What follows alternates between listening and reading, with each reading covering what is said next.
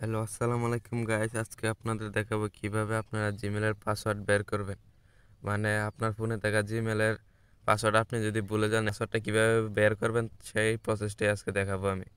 তো তার জন্য আপনি চলে যাবেন আপনার যে জিমেলটার পাসওয়ার্ড ভুলে গেছেন ওই জিমেলটা আগে সিলেক্ট করে নেবেন। তো আমি এই জিমেলের পাসওয়ার্ড ভুলে গেছি, এখন আপনাদের লাইভ প্রুফ দেখাবো কিভাবে জিমেলের পাসওয়ার্ড বের করতে হয়। তো প্রথমে Google manage your Google account এটাতে একটা ক্লিক করতে হবে। এটাতে ক্লিক করার পর এখান থেকে আপনারা দেখতে পারবেন অনেকগুলো অপশন চলে আসবে।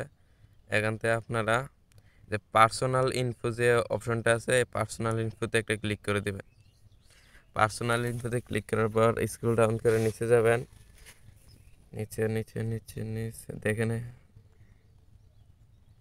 এই যে পাসওয়ার্ড নামে একটা অপশন পাবেন, পাসওয়ার্ড।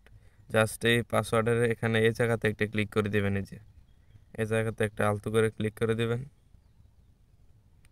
এটা কিছুক্ষণ পাম্পারিং হচ্ছে।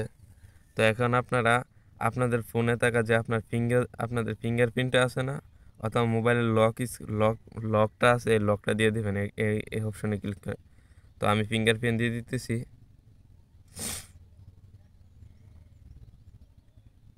দেখেন আমারটা কিন্তু হয়ে গেছে।